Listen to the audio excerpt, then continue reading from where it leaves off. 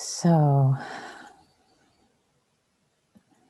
again, welcome to yourself. Welcome to this moment of being present, being human and being alive. So the topic of this week, Vedana, as I mentioned, translated as feeling tone, as valence, as hedonic tone. It's a very important teaching in Buddhism. And I would say that it's a very perceptive teaching. It's a very perceptive teaching about how being human operates, how our perceptions operate, how being in the world operates. And there is so much to discuss about it. So I'm delighted to be sharing the next 5 days exploring this. We could take more time to explore it, but so let me start by saying that in the 4 foundations of mindfulness teachings, in the Satipatthana Sutta, 4 foundations, or translated as the 4 establishments of a mindfulness teaching, which is a very basic, is one of the most important teachings.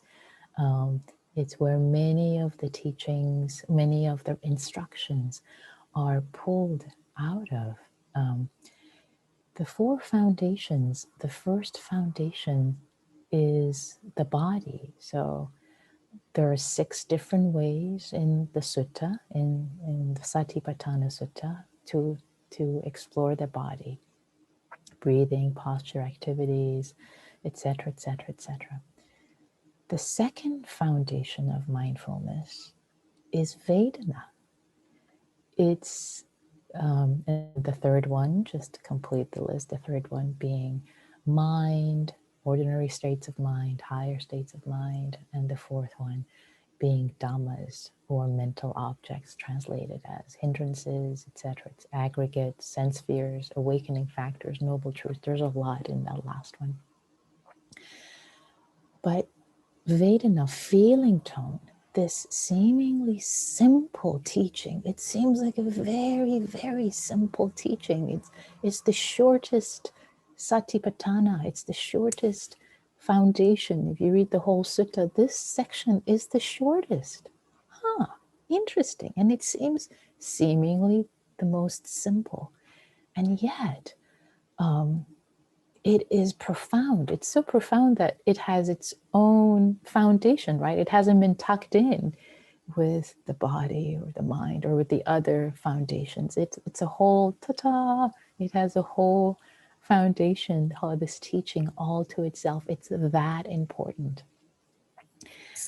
And just to say, the Buddha in Anapana Samyutta, the Buddha compares the 4 satipatthanas, the 4 foundations, to 4 chariots coming from 4 directions, and each scattering a heap of dust at the intersection. And you can think of the heap of dust at the intersection as the delusions, greed, hatred, and delusions. So each of these 4 foundations, if you write them alone, it will take you all the way to awakening.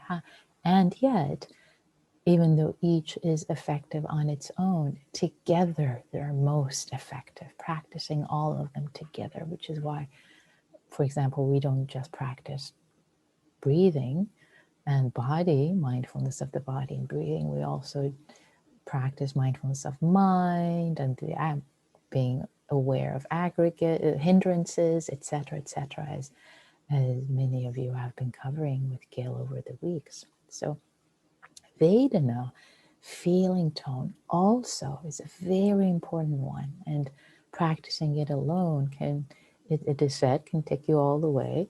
and also practicing it together with others, especially. So this is one place where this profound teaching of Vedana, feeling tone, shows up, and it shows up in other places too. But today we'll spend time with this one as an introduction. So just to share with you how it shows up in the Satipatthana Sutta, and how, and reading from the sutta translated by Bhikkhu Analayo, this translation, and how practitioners does one, in regard to feeling tone, abide contemplating feeling tone. I'm changing some words because the word here uses feelings, but Vedana doesn't exactly mean feelings, because to our for us, the word feelings is a little overloaded. We confuse it with emotions. It's too complicated. Feelings, we think feelings, is to break into song, or I break into song. Whereas feeling tone is so basic, pleasant, unpleasant, neither pleasant nor unpleasant. It's very, very simple. It's a foundational teaching. So just to finish reading this, I'll say a little more in a moment. So, and how, actually, I'll use the word Vedana, if that's okay with you. Vedana, because the word itself, I think, really captures, whereas feelings or hedonic tone, they're all a little, they come around it. But that's a definition. Perception of pleasant, unpleasant, neither unpleasant nor unpleasant, or neutral, we call it. So to read this paragraph from the first Satipatthana, and how practitioners does one, in regard to Vedana, abide contemplating Vedana. Here, when feeling a pleasant Vedana, one knows, I feel a pleasant Vedana. When feeling an unpleasant Vedana, one knows, I feel an unpleasant Vedana. When feeling a neutral Vedana, one knows, I feel a neutral Vedana. So this feeling tone, Vedana, again, it's not emotions, it's not feelings, it's so much simpler. It's just this valence associated with every moment of perception, that every moment of perception has feeling tone associated with it. It's actually quite profound.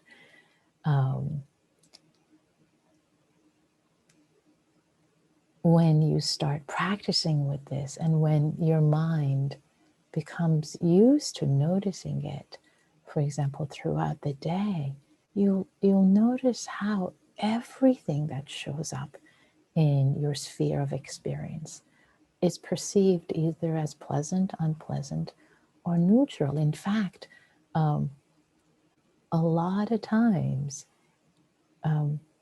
we don't, well, most of the time, well, if we're not really trained, we don't even notice the pleasant, unpleasant, and neutral with, and we're all the way into reactivity.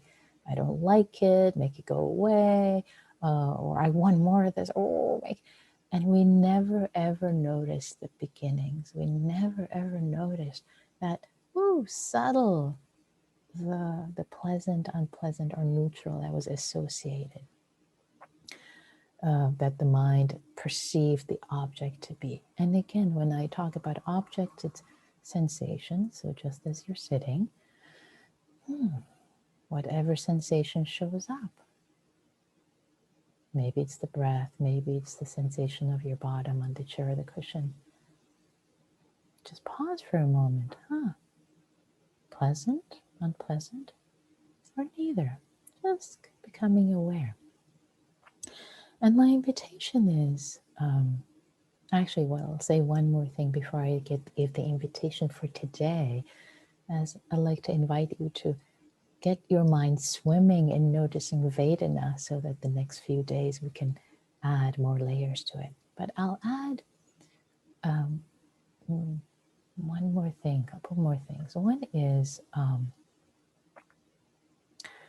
that as a basic building block of experience, there's even maybe something similar in single-celled organisms where all they do is kind of notice and move towards or move away from external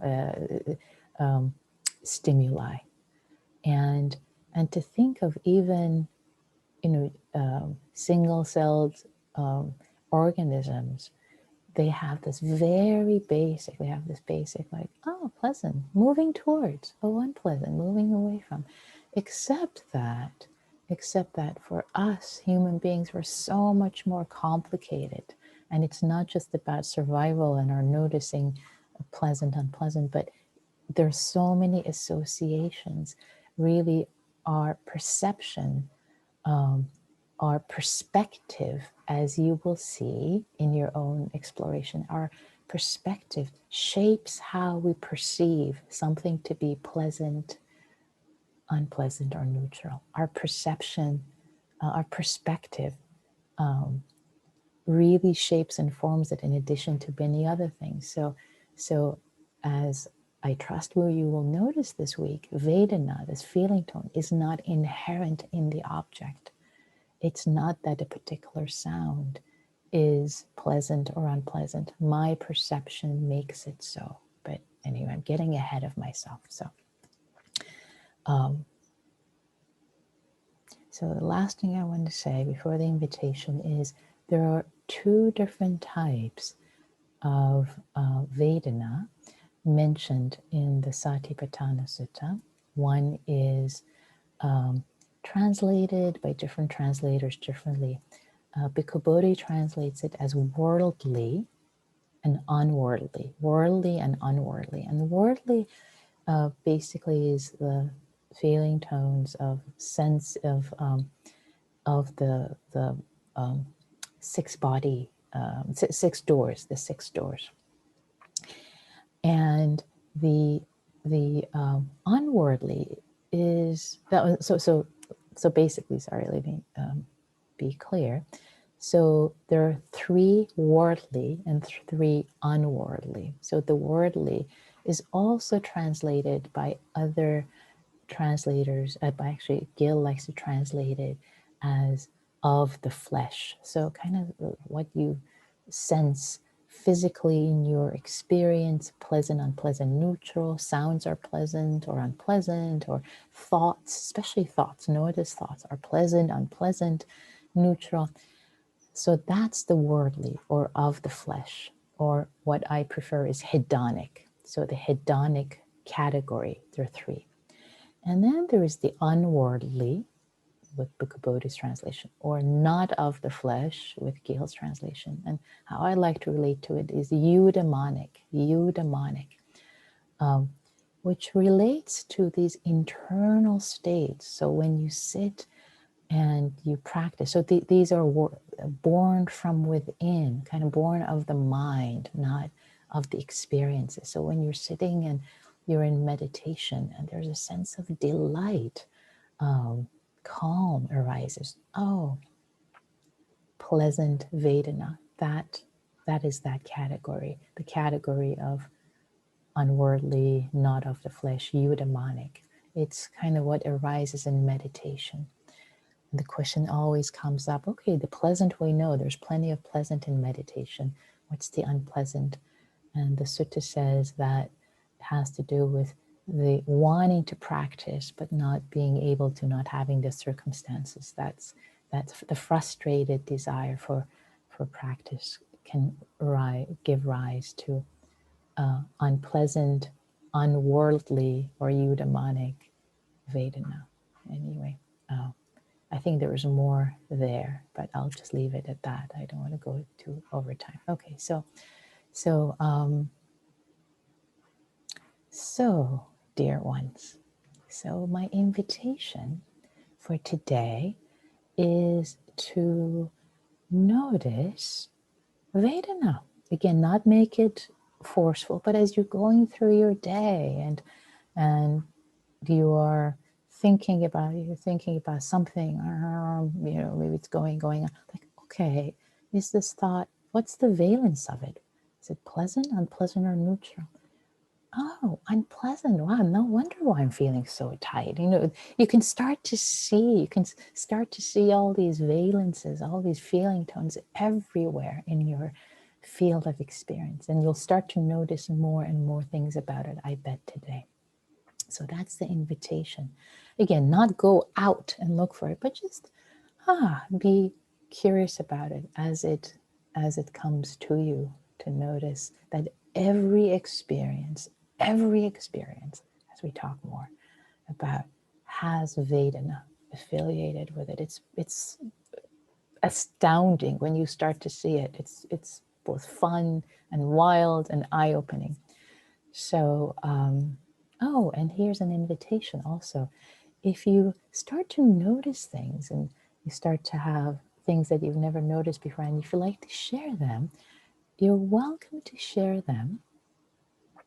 Or you can send me an email if you wish, through my website, which is nikkimurgafori.com. On the contact page, you can send me an email address.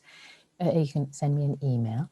If you wish to share your observations today, and tomorrow I will share a handful with the Sangha, because the chat is a little unwieldy for me to keep track of in real time tomorrow. But if you like to share a few, if an observation comes up for you that you'd like to share with the Sangha today, like, wow, I didn't notice, then that'd be lovely. Let's practice together. I so look forward to spending this week together, dear ones. So, blessings to all of you. Wishing you freedom, goodness, and ease.